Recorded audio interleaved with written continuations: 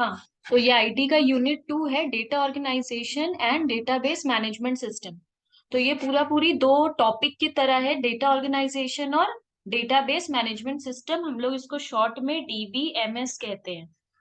ठीक है। तो डेटा ऑर्गेनाइजेशन का मतलब होता क्या है? डेटा ऑर्गेनाइजेशन का मतलब होता है डेटा को स्टोर करना। और उसको स्टोर हम लोग क्यों करते हैं, मतलब डेटा को कैसे स्टोर करें। डेटा ऑर्गेनाइजेशन का मतलब है डेटा को कैसे हम लोग ऑर्गेनाइज करें। ऑर्गेनाइज करने का मतलब होता है स्टोर करना। और स्टोर हम लोग क्यों करते हैं? कि बाद में हम लोग इसको जब चाहे तब एक्सेस कर सके। एक्सेस मतलब जब चाहे, जैसे हम लोग कुछ फोटोज को, फोटो एक तरीके का डेटा है। तो जो डेटा है, डेटा मतलब इंफॉर्मेशन, तो उसको हम लोग अगर कहीं पर स्टोर किए हैं कंप्यूटर में, तो हम लोग उसको स्टोर क्यों करते हैं? कि बाद में जब चाहे उसको तब एक्सेस कर सके, मतलब हम लोग उसको देख सके। और अगर ये चीज हम लोग प्रॉपरली करते हैं, मतलब एफिशिएंटली करते हैं, तब हम लोग बोलते हैं डेटा हम लोगों का ऑर्गेनाइज्ड है। हम लोगों का जो डेटा है वो ऑर्गेनाइज्ड है, मतलब प्रॉपरली मेंटेन्ड है। ठीक है। अब एक और वर्ड आता है कैरेक्टर। ये कैरेक्टर वर्ड का क्या मतलब है? कैरेक्टर कुछ भी, एक कीबोर्ड के अंदर हम लोग जितना भी कैरेक्टर देखते हैं, एक कीबोर्ड होता है। कीबोर्ड में हम लोगों का लाइन से बहुत कुछ होता है, QWMACD, बहुत सारा अल्फाबेट्स होता है। इधर हम लोगों का कॉमा का साइन होता है, डॉट का साइन होता है, यहाँ पे हम लोग का नंबर लिखा हुआ होता है। ये जितना भी हम लोग इसमें कैरेक्टर देखते हैं, सभी कुछ कैरेक्टर है। ऐसा नहीं है जो सिर्फ कीबोर्ड में होता है, बहुत सारा चीज ऐसा भी होता है। तो टोटल कैरेक्टर कितना हो सकता है? 26 हम लोगों का अपर केस है, मतलब इसको बड़ा करके लिख सकते हैं अल्फाबेट्स को। मतलब कैपिटल लेटर में ABCD ऐसे लिख सकते हैं। 26 हम लोगों का लोअर केस अल्फाबेट है। लोअर केस अल्फाबेट होता है ABCD, इस तरह भी लिख सकते हैं। उसके बाद हम लोग का 10 डिजिट्स है, बहुत सारा सिंबल्स है, बहुत सारा ऑपरेटर्स है। ऑपरेटर्स किसको कहते हैं? प्लस, माइनस, इनटू, डिवाइड, इन सबको हम लोग ऑपरेटर्स कहते हैं। तो एक एक कंप्यूटर में एक डेटा सेव करने अगर हम लोग जाएंगे, तो इतना कुछ हम लोगों का कैरेक्टर वहां पे हम लोग को दिख सकता है। तो कभी कोई कैरेक्टर का मतलब पूछ रहा है, तो कितना कुछ कंप्यूटर में हम लोगों का है। 26 अपर केस अल्फाबेट है, 26 लोअर केस अल्फाबेट है, 10 डिजिट्स है, बहुत सारा सिंबल है और ऑपरेटर्स है। तो याद रखना। फिर आ जाता है फील्ड। फील्ड क्या होता है? देखो, एक फील्ड को हम लोग एक कॉलम कहते हैं टेबल का। Columns of a table. एक टेबल का, जैसे सोचो एक टेबल है, इसका हम लोग बहुत सारा कॉलम बनाते हैं। सोचो ये रोल नंबर, ये स्टूडेंट नेम, ये उसका क्लास, ये उसका सेक्शन, और ये उसका सब्जेक्ट। जो कॉमर्स लिया है कि साइंस लिया है, मतलब स्ट्रीम, कॉमर्स लिया है कि आर्ट्स लिया है कि साइंस लिया है। तो ये जो है ना, इसको हम लोग फील्ड कहते हैं। फील्ड का मतलब होता है column, column of a table. ठीक है। तो ये हम लोग को याद रखना है। अच्छा, जब भी हम लोग किसी टेबल का फील्ड फील्ड नेम को, मतलब फील्ड नेम को स्टोर करते हैं, फील्ड नेम जब भी हम लोग स्टोर करते हैं, तो इसको कैसे स्टोर करते हैं हम लोग? हम लोग करते जैसे स्टूडेंट नेम, अभी हम लोग को ये जो एक फाइल है, ये एक डेटा है, ये हम लोगों का एक डेटा है, इसको स्टोर करेंगे। इसको स्टोर करेंगे तो किसी नाम से स्टोर करेंगे ना। तो जब इसको स्टोर कर रहे हैं, तो इस फील्ड का एक नाम देना पड़ेगा। तो अभी हम लोग इसको किस नाम से देंगे? स्टूडेंट नेम का एक ऐसा बना लेंगे, एस नेम। ठीक है। ऐसा भी रख सकते हैं, ऐसा भी रख सकते हैं, स्टूडेंट अंडरस्कोर नेम। कैसा भी नाम हम लोग दे सकते हैं। तो फील्ड क्या हो, फील्ड ये है, फील्ड का नेम है, इसको किस नाम से हम लोग स्टोर करेंगे, तो इसको हम लोग ये कहते हैं।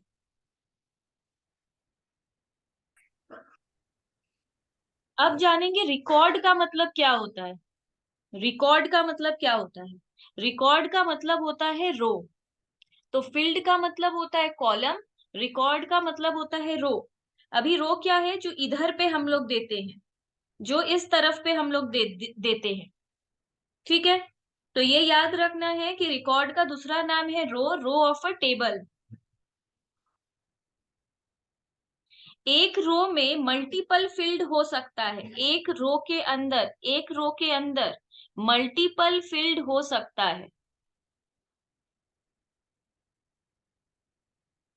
ठीक है, तो ये बात याद रखना है। जैसे कि सोचो एक स्टूडेंट है जिसका नाम है पलाश। सोचो एग्जाम्पल दे रहे हैं, एक स्टूडेंट है जिसका नाम है पलाश। ठीक है, इसका ये इसका नेम है। इसका रोल नंबर कितना है? 23। इसका डिपार्टमेंट क्या है? कॉमर्स। अब इसका हम लोग का फील्ड नेम क्या क्या बन जाएगा? फील्ड नेम बन जाएगा नेम, रोल नंबर, डिपार्टमेंट, ये सब इसका क्या है? फील्ड नेम है। पर रो क्या है? एक ही है, पलाश। ये सारी बातें हम लोग पलाश के लिए कर रहे हैं, तो ये है हम लोगों का रो और ये है उसका कॉलम। तो एक रो का बहुत सारा कॉलम हो सकता है। अब फाइल वर्ड का मतलब क्या है? फाइल का मतलब है एक टेबल। जब एक पूरा टेबल बन के रेडी हो जाता है तो हम लोग उसको एक फाइल कहते हैं। तो पूरा एक प्रॉपर टेबल को हम लोग फाइल कहते हैं। और ये जो टेबल है ये कहाँ जाता है रिकॉर्ड होने के लिए? In the database. देखो सिंपल सा बात है, ये डेटाबेस होता क्या है? डेटा हम लोग समझ गए, ये जो सारा इंफॉर्मेशन है ये सब डेटा है। डेटा का मतलब हम लोग हमेशा से जानते हैं इंफॉर्मेशन। इस इंफॉर्मेशन को हम लोग एक बॉक्स के अंदर रिकॉर्ड कर देंगे, मतलब सेव कर देंगे। इसको हम लोग एक बॉक्स के अंदर सेव कर देंगे। तो इस बॉक्स का नाम क्या है? डेटाबेस। मतलब इसके अंदर सारा डेटा रिकॉर्ड होता है, सेव होता है, मतलब स्टोर होता है। तो ये जो टेबल हम लोग बनाए इसको हम लोग को सेव करना पड़ेगा। तो ये सेव कहाँ होगा? जाकर डेटाबेस में जाकर सेव हो जाएगा। ठीक है, तो ये याद रखना है। जैसे फाइल अब रिकॉर्ड कहाँ होता है? फाइल हमेशा रिकॉर्ड होता है सेकेंडरी स्टोरेज में। हम लोग जो खुद स्टोर करते हैं वो स्टोर कहाँ होता है? जाकर सेकेंडरी स्टोरेज में। सेकेंडरी स्टोरेज किसको कहते हैं? हार्ड डिस्क को। जैसे अगर हम लोग कोई चीज कंप्यूटर में ही रिकॉर्ड कर रहे हैं, सेव कर रहे हैं, तो वो उसका प्राइमरी स्टोरेज है। जब कोई हम लोग सेव दबाते हैं तो मतलब सेकेंडरी स्टोरेज मतलब एक्सटर्नल चीज, जो हम लोग बाद में निकाल के भी इधर उधर जा सकते हैं, हम लोग उसको इंसर्ट करते हैं। तो सेकेंडरी स्टोरेज हम लोग किसको कहते हैं? जो भी चीज एक्सटर्नली हम लोग कंप्यूटर के अंदर डालते हैं, जैसे हार्ड डिस्क हम लोग कंप्यूटर से अटैच करते हैं और कुछ चीज हम लोग बोलते हैं हार्ड डिस्क में सेव कर दो, हमको ये लेकर जाना है, तो फिर वो सेकेंडरी स्टोरेज हुआ। जैसे अगर कोई चीज हम लोग पेन ड्राइव में स्टोर करें, अगर पेन ड्राइव कंप्यूटर में इंसर्ट करे और फिर कंप्यूटर उसको वहां पर सेव कर ले, तो वो एक सेकेंडरी स्टोरेज है। सेकेंडरी स्टोरेज हम लोग क्यों रखते हैं? सेफ साइड के लिए। कंप्यूटर अगर कल को खराब हो गया या कोई चीज उसका चला गया तो हमारे पास सेकेंडरी स्टोरेज है, उसमें हमारे पास एक चीज रहेगा। या फिर डीवीडी, आजकल डीवीडी ज्यादा यूज नहीं होता है, बट ये भी एक सेकेंडरी स्टोरेज है। तो अगर कोई बात करता है पूरा टेबल के बारे में, तो टेबल क्या है? टेबल हम लोग सब जानते हैं, ऐसा एक चीज जिसको टेबल कहते हैं।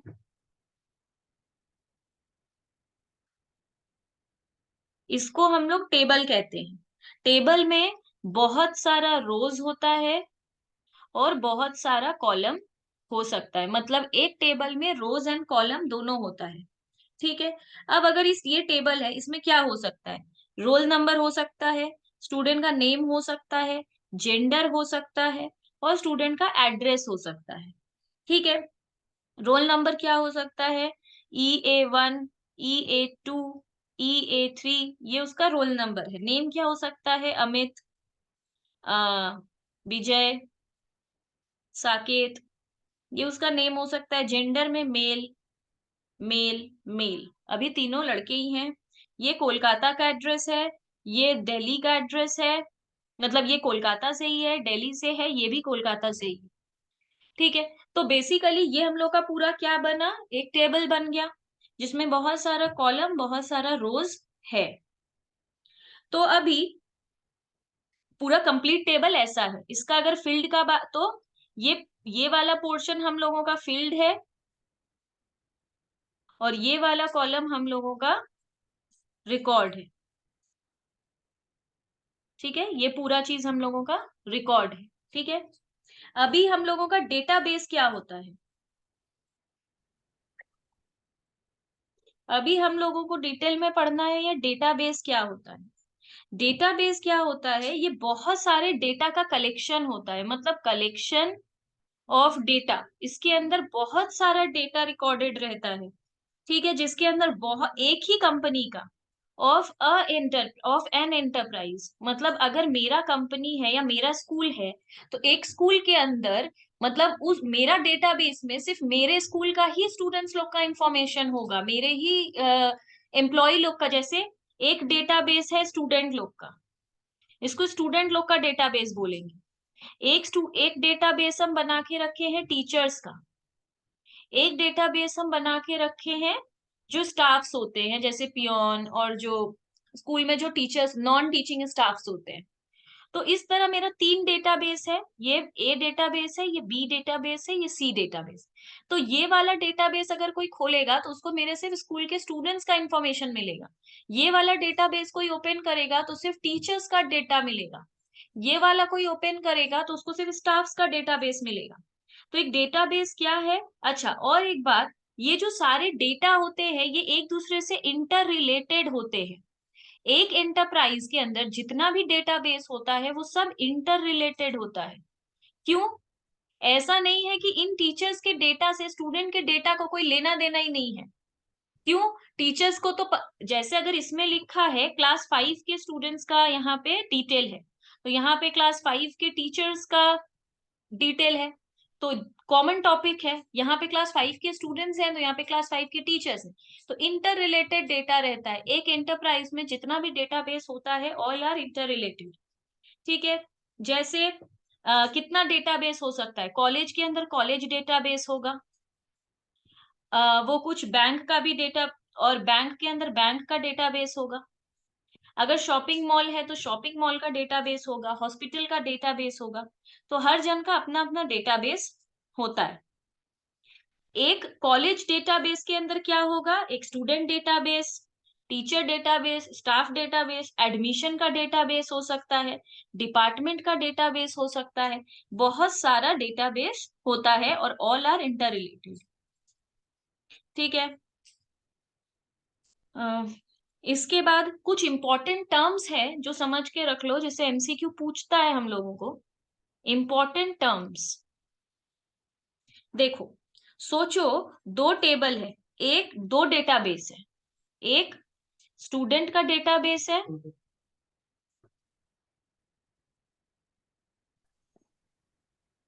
तो अभी हम वही चीज बता रहे हैं, कंप्यूटर एक्चुअली इसको प्रोसेस कैसे करता है। देखो, हम लोग क्या जानते हैं, हम लोग ये जान रहे हैं कि जो दो डेटाबेस होता है वो एक दूसरे से इंटर रिलेटेड होता है।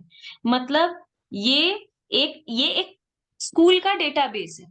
उस स्कूल में स्टूडेंट का एक डेटाबेस है, डिपार्टमेंट का एक डेटाबेस है। जो स्टूडेंट का डेटाबेस है उसमें रोल नंबर है, स्टूडेंट का नाम है और एज है। और जो डिपार्टमेंट का डेटाबेस है उसमें रोल नंबर है, उस स्टूडेंट का खुद का डिपार्टमेंट का नंबर है, डिपार्टमेंट का नेम है, मतलब कॉमर्स, साइंस या आर्ट्स, और उसमें कितने इनटेक है, मतलब कॉमर्स में कितने स्टूडेंट्स हैं, आर्ट्स में कितने स्टूडेंट्स हैं, उस तरह करके ये लिखा हुआ है। ठीक है। अच्छा, तो अभी जो ये दो डेटाबेस है ये एक दूसरे से इंटर रिलेटेड है, मतलब इन दोनों का बीच में रिलेशनशिप है। क्यों रिलेशनशिप है? यहाँ पे जो रोल नंबर का स्टूडेंट नेम और एज है वही रोल नंबर का यहाँ पे डिपार्टमेंट नेम और इनटेक है। ठीक है। अब ये सब जो होता है ना, जो ये वाला पोर्शन होता है, ये वाला पोर्शन, इसको हम लोग एट्रीब्यूट्स भी कहते हैं। एट्रीब्यूट्स, याद रखेंगे, इसको हम लोग एट्रीब्यूट्स कहते हैं। और जो पूरा यहाँ पे जो पूरा इंफॉर्मेशन होगा, यहाँ पे जो पूरा इंफॉर्मेशन होगा, इसको हम लोग रिकॉर्ड कहते हैं, या फिर रो कहते हैं, या फिर टपल कहते हैं, टपल। तो इसको एट्रीब्यूट्स भी कहते हैं, कॉलम भी कहते हैं, फील्ड भी कहते हैं। कॉलम को हम लोग क्या क्या कहते हैं? फील्ड, कॉलम और एट्रीब्यूट्स। रिकॉर्ड को क्या कहते हैं? रो और टपल। तो ये याद रखना है, ठीक है। अभी हम लोग को क्या जानना है कि ये किस तरह कनेक्टेड रहता है। मतलब जब हम लोग इसको कनेक्टेड कर, डेफिनेटली कंप्यूटर खुद तो इसको कनेक्ट नहीं कर पाएगा, उसको क्या पता तुमको ये डेटाबेस और वो डेटाबेस को कनेक्ट करना है, ये हम लोगों को करना पड़ता है। तो हम लोग इसको कनेक्ट कैसे करते हैं? एक प्राइमरी की से। हम लोग प्राइमरी की दे देते हैं, एक ही प्राइमरी की दोनों में दे देते हैं। इससे क्या होता है? दोनों इंटर रिलेटेड बन जाता है। तो दोनों डेटाबेस को ओपन करने के लिए एक कॉमन की होता है, जिसको हम लोग प्राइमरी की कहते हैं। वो सेम की दोनों डेटाबेस के लिए जनरेट कर देते हैं कि एक ही की से दोनों डेटाबेस खुल जाए। क्यों? क्योंकि दोनों डेटाबेस को हम लोग को इंटर रिलेटेड बनाना है। अभी क्या है? अभी पढ़ेंगे डेटा प्रोसेसिंग सिस्टम।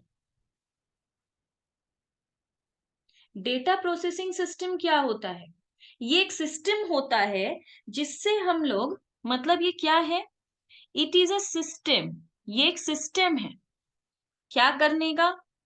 जहां पे हम लोग डेटा एंटर करते हैं, उसको वो समराइज करता है, मतलब शॉर्ट वे में लिखता है, फिर क्लासिफाई करता है। देखो, जब भी हम लोग कंप्यूटर में कोई भी चीज डालते हैं, और डालने के बाद देखो, एक मोबाइल लेकर तुमको बताते, देखो, अगर तुम मोबाइल में एक फोटो खींचती हो, तो वो फोटो ऑटोमेटिकली कहाँ चला जाता है? हमारे गैलरी में।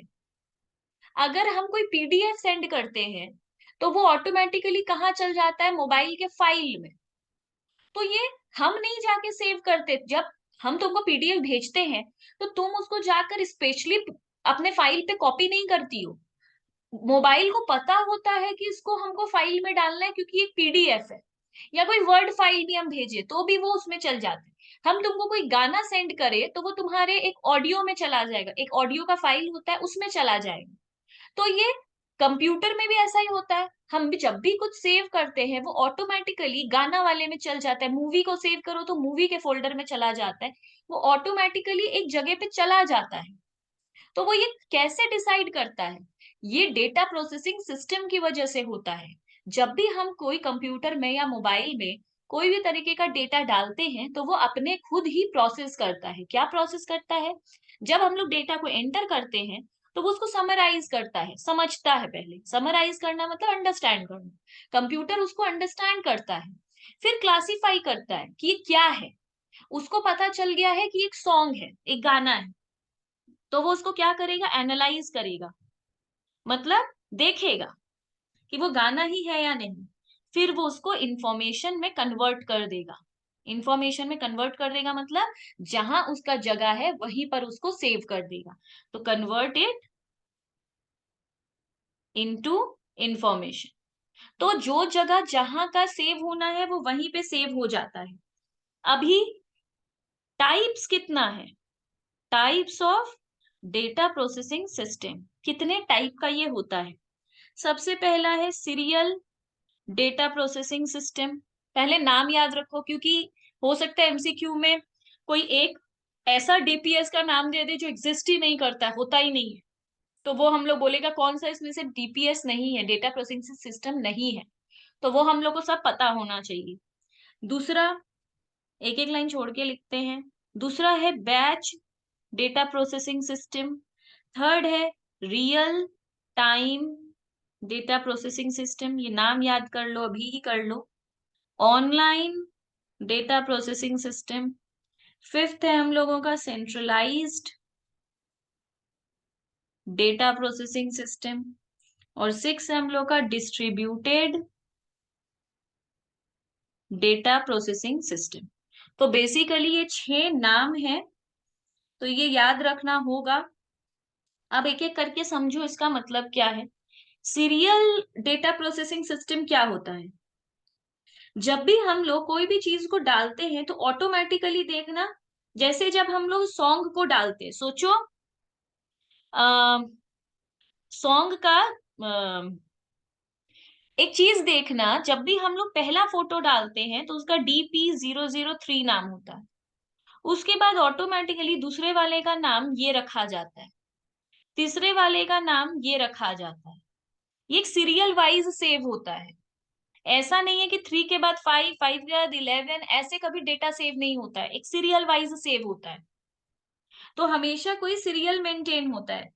और अगर हम लोग गाने को यहाँ पे स्टॉप करेंगे और फिर से अगर एकदम बंद कर दे, अगर फिर से वो स्टार्ट होगा तो फिर से 3 से स्टार्ट हो।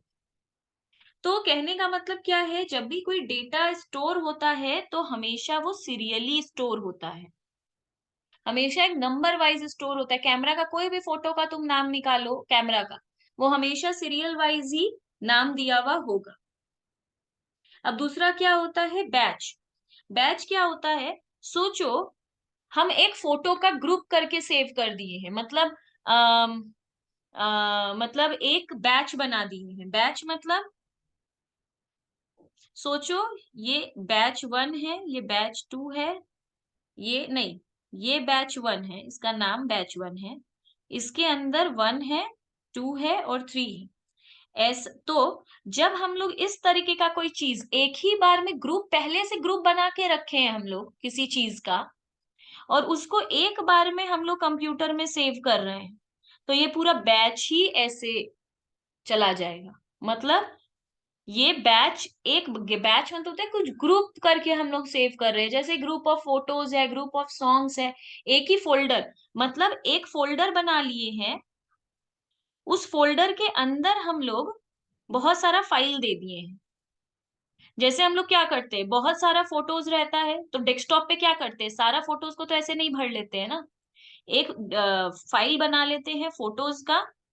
उस फोटोज को जब 2 बार क्लिक करते हैं तो अंदर बहुत सारा फोटो मिलता है, तो वो एक बैच है, ये एक बैच है जिसके अंदर बहुत सारा फोटो है। तो जब सेव करेंगे तो ये पूरा बैच एक बार में सेव हो जाएगा। ठीक है। उसके बाद आता है real time data processing system. ये रियल टाइम क्या है,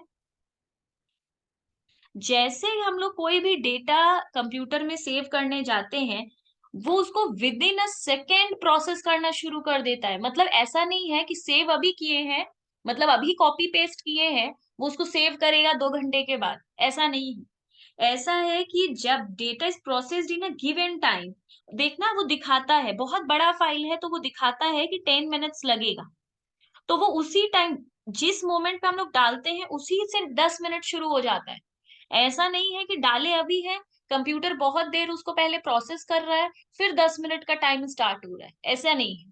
जैसे ही हम लोग कंप्यूटर में पेस्ट या कॉपी या पेस्ट बटन दबाते हैं, वैसे ही वो रियल टाइम प्रोसेसिंग शुरू हो जाता है, उसी मोमेंट पे प्रोसेसिंग शुरू हो जाता है।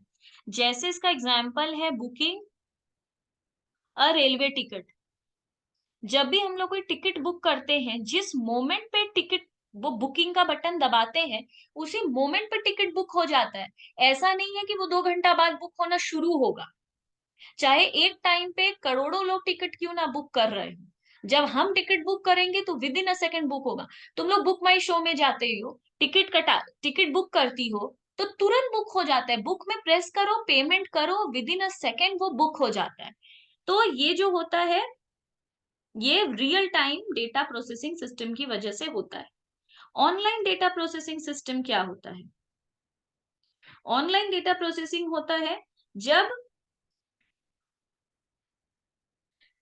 जब बहुत सारा डेटा एक ही टाइम पे, बहुत सारे मल्टीपल क्लाइंट्स का एक ही टाइम पे हो रहा है। जैसे इसको हम लोग, इसके लिए हम लोग एग्जांपल ले सकते हैं बुक माई शो का। ये प्रोसेसिंग है, सेव करने का कुछ है। बुक माई शो में क्या है, एक ही टाइम पे 1 लाख लोग ऑनलाइन कुछ प्रोसेस कर रहे, टिकट बुक कर रहे, 1 लाख लोग टिकट बुक कर रहे हैं एक ही टाइम पे, सबका टिकट बुक हो जाता है। ऐसा नहीं है कि हाँ, अब सीट मेरे बुक करते करते सामने वाले का सीट भर चुका है तो वो अलग बात है, पर जितने लोग बुक कर रहे हैं सबका, जो पहले दबाएगा उसका पहले ही बुक हो जाएगा। तो ये ऑनलाइन है, मतलब जो जिस टाइम पे कर रहा है, भले एक ही पोर्टल पे, एक ही सर्वर पे बैठकर 1 लाख लोग प्रोसेस कर रहे हैं, फिर भी वो उसी टाइम पे बुक हो जाता है। सेंट्रलाइज्ड डेटा प्रोसेसिंग सिस्टम का मतलब क्या है? सेंट्रलाइज्ड का मतलब है सिंगल कंप्यूटर नेटवर्क।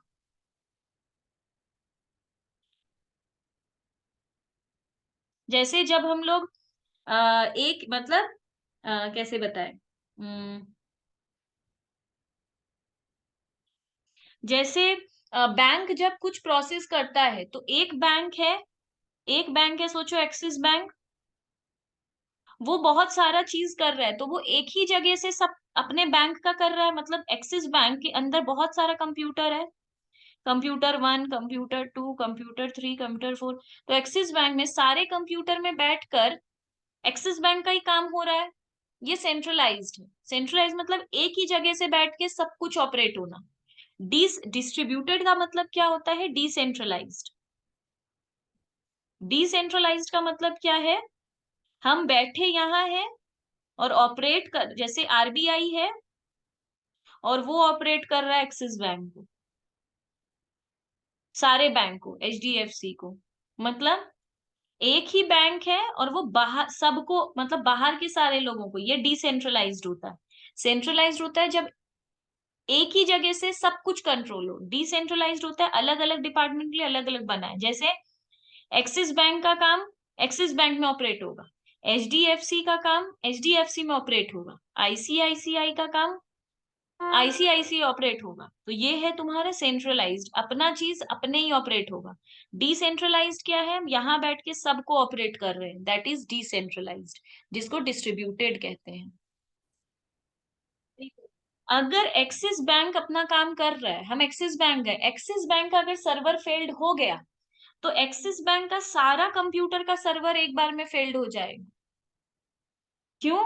क्योंकि एक्सिस बैंक का सेंट्रलाइज्ड है, यहां से ही सारा कंप्यूटर ऑपरेट हो रहा है, एक बैंक के अंदर ही सारा कंप्यूटर ऑपरेट हो रहा है इसी बैंक के नेटवर्क से। तो अगर एक्सिस बैंक बोला कि मेरा सर्वर डाउन है, मेरा सर्वर अभी फेल्ड है, तो एक्सिस बैंक का एक भी कंप्यूटर नहीं चल रहा होगा, उस ब्रांच का एक भी कंप्यूटर नहीं चलेगा। पर अगर डिसेंट्रलाइज्ड है, मतलब आरबीआई सबको कंट्रोल कर रहा है, ऐसा नहीं है इसके अंदर हो रहा है, ये सबको कंट्रोल कर रहा है, और आरबीआई का सर्वर फेल्ड है, तो इन सब का काम अभी भी हो रहा होगा, ये सब स्टिल वर्क करेगा।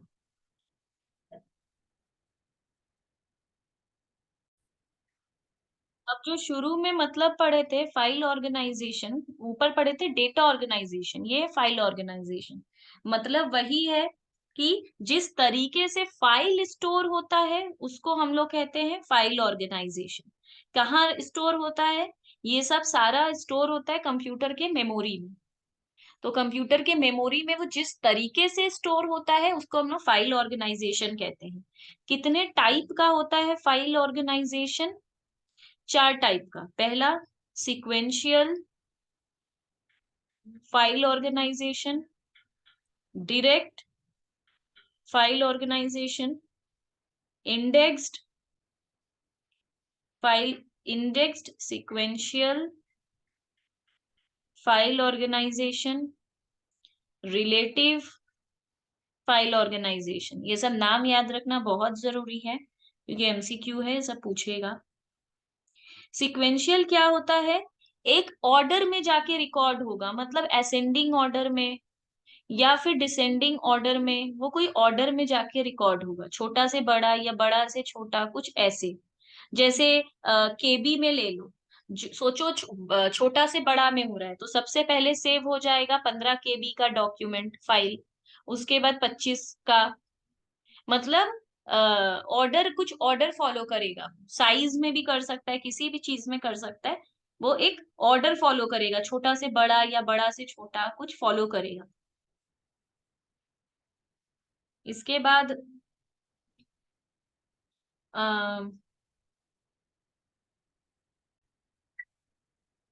डायरेक्ट फाइल ऑर्गेनाइजेशन का मतलब है ये कुछ भी वैसे मेंटेन नहीं करेगा, ये उल्टा पुल्टा भी सेव हो जाएगा। इसको बस फाइल रिकॉर्ड करने से मतलब है, जब जब जो सेव होगा वो तब सेव हो जाएगा। मतलब फीफो पे चलता है, first in first out type का। जो पहले डालेंगे वो पहले सेव हो जाएगा। ये कुछ भी ऑर्डर फॉलो करता है या कोई सीरियली फॉलो करता है, ऐसा कुछ नहीं है। जब जिसको सेव करेंगे वो तब सेव हो जाएगा। इंडेक्स्ड क्या होता है? जैसे content of a book, content of a book, एक बुक का कंटेंट कैसा होता है? अगर ये ढूंढना है तो चैप्टर 1 में जाके ढूंढ लो, ये ढूंढना है तो चैप्टर 2 में जाके ढूंढ लो। इस तरीके से जब कोई चीज सेव होता है इंडेक्स्ड करके, मतलब उसका एक मार्किंग हो जाता है। जैसे हम लोग जब किसी चीज को इंडेक्स वाइज, जैसे कि ये बेसिकली मिक्सचर होता है सिक्वेंशियल का एंड डायरेक्ट का। मतलब जब सेव कर रहे हैं तब वो सेव हो जा रहा है, बट सिक्वेंशियली, मतलब किसी ऐसे फाइल में चला जा रहा है इंडेक्स बन के। जैसे हम लोग कोई बुक, बुक में जैसे कैसे होता है ये सारा टॉपिक, जैसे अगर एपीजीपी एक चैप्टर है, सोचो मैथ्स का हम बात कर रहे हैं, एपीजीपी एक चैप्टर है, एक कॉम्बिनेशन है, एक हम लोग का परमुटेशन है। तो जब परमुटेशन का कोई सम सेव करेंगे तो ऑटोमेटिकली जाके परमुटेशन का चैप्टर में जाके सेव हो जाएगा। जब एपीजीपी का कोई सम सेव करेंगे तो जाके इसमें सेव हो जाएगा। वो कंप्यूटर ऑटोमेटिकली उसी चैप्टर के अंदर जाके उस सम्स को डाल देगा, जिस सम्स, जो जो चैप्टर का वो सम्स है,